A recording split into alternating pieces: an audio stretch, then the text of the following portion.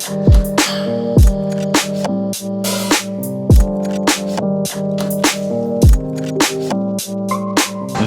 is a Mark IV Toyota Supra, and really it needs no introduction from me. It's a true Japanese legend. However, if you're thinking about buying one, do yourself a favour, watch this video because I'm going to take you through all the common problems and help you get a good car. Let's go.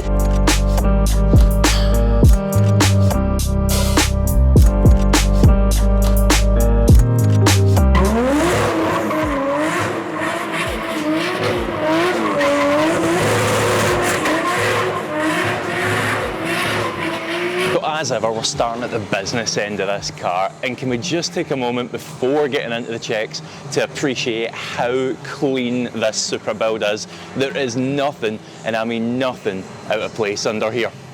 So from the factory, it had the famed 2JZ engine, and there was two variations of this. You could either get the turbocharged version or the non-turbocharged version.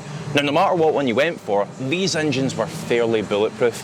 However, given the age and mileage that they've now covered, it's really not uncommon to find that they've been rebuilt, maybe even more than once. The main thing there is to check that that rebuild has been done by a reputable garage and you're not buying someone's unfinished project.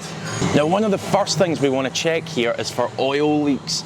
Now, we want to do it now, but we also want to check after we've been a quick test drive as well. You think about it, a savvy seller might mop up any mess before we arrive and then think we'll be none the wiser. So take it a quick spin around the block and repeat this check. Now, I'll add a list here of the common areas that they tend to leak from. However, just have a general good check about the engine bay and underneath. Now, another note on engine leaks is that if you spot something that looks fairly significant, I'd be inclined to say walk away from that car, because if it was an easy fix, the seller would have probably already done it. Whilst we're looking for those oil leaks, keep a good look out as well for any coolant leaks. Try to get a look at the lines going to and from the radiator, as well as the condition of the radiator itself. Now, if the car's stock from factory, what they had was a coolant expansion tank that sat between the radiator and the front bumper. However, if it's running a big intercooler like this car is, then chances are that's been relocated elsewhere. Now, the stock ones were known to crack and start to leak, so be careful with that. And if it's been relocated, hunt it out and check all is in good order. Now, as for the water pump itself, good for 50,000 miles, and that ties in nicely with a cam belt as well, which is good for 60,000 miles. So you want to be checking when they were last addressed, and if need be, factor that into the bargain. Now, that brings me on to another point, and that is, if you're in the market for a Supra, you're not going to find a better example than this. And it just so happens to be for sale as well. I'll add the full ad details to the description below, but if you are interested or want to find out more, please drop a comment below or get in touch with the owner via the ad. Now, the final thing we'll say in the engine for now is the coil packs. The coil packs can be known to go wrong on this legendary engine, and whilst not a huge issue, it is something that can be quite common. The best way of spotting it is once we start it up, watch out for a lumpy idle. We'll come to that a bit later in the video once we get the car fired up though. Of course, it goes without saying, we want to check over the bodywork of the Supra you're looking at really quite carefully. Main things we're looking for are mismatched colour panels, and also have a good look at these panel gaps. Make sure everything looks right. We don't want to go buying a car that's had a bit of a done and then find out there's other problems. Now, if you do see anything that doesn't look quite right, then we're going to need to inspect a bit further, but hopefully that's not the case and the one you're looking at is a good one. Quite uncharacteristic for an older Japanese car, but these tend to not suffer from rust too badly. Now, check my word in there, I say too badly, because they do still suffer from it, but not as bad as you might think. Problem is, however, a lot of owners think they don't suffer from rust, and therefore certain areas go a bit neglected and the problem gets worse. Some of the main points you want to have a look at is on that back hood, around about the glass, check there's no rust bubbling there. And also, if you're able to get the car on a ramp in a garage like this, ideal. We'd ideally want to see underneath it and make sure it all looks right. Now, jacking points are a common place as well. If the car's ever been incorrectly jacked, can open up a whole world of corrosion issues, so be careful with that. So bear in mind, you could actually get these with the Targa top as well. Now, if the one you're looking at does have that Targa top fitted, then great, but a couple extra checks. Have the owner go ahead and remove the top so that we can inspect the seals, and it also means we can watch and make sure the roof release mechanism isn't seized in place. Next up, it's time to have the owner fire the car up. Don't you do it, because you're needed right here. Keep your eye on that exhaust, and what we're looking for is to make sure it doesn't billow out with blue smoke when it's starting from cold. If it does, it might suggest something like the valve stem seals are worn and needing replaced. Either way, it's going to mean more money for you. So let the owner do the starting, you do the watching.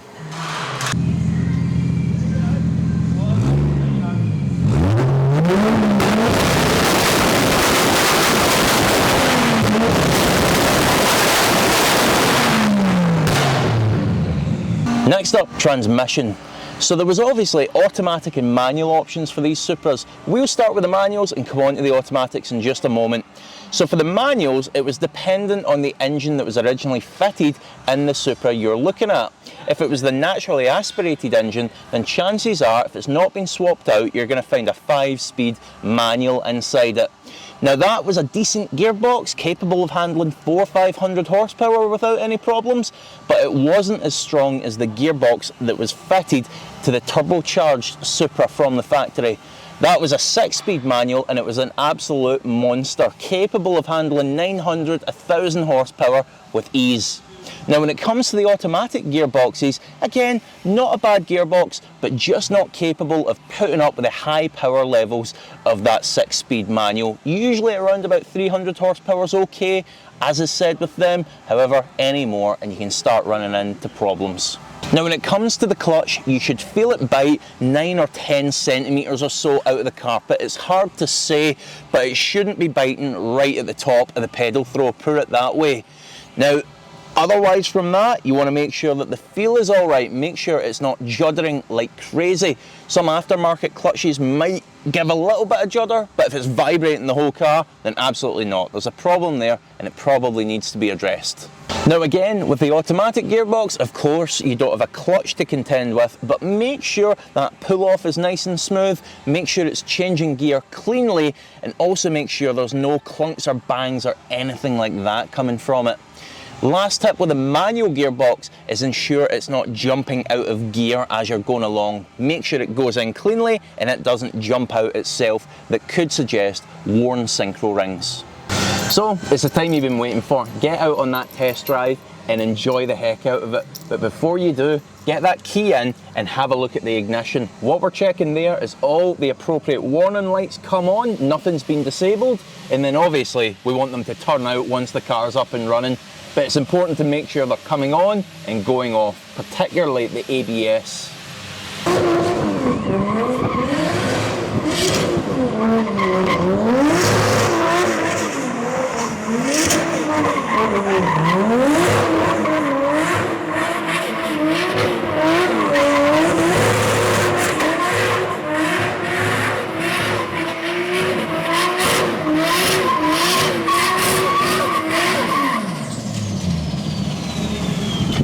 I'm sure your test drive will look a little bit different from that. However, for a YouTube video, you can't really ask for better, so you're very welcome. Now, let me fill you in on what you actually need to listen for and check on your test drive. Number one, listen for a clunking coming from the front. The engine mounts can get worn on these and it produces a sort of hollow clunking sound. So if you're getting that, again, that's something that's going to need to be addressed. You don't want it coming out of your pocket. Make sure you bring that into the deal. Next up, your nose is important for this one. Smell as you're going along.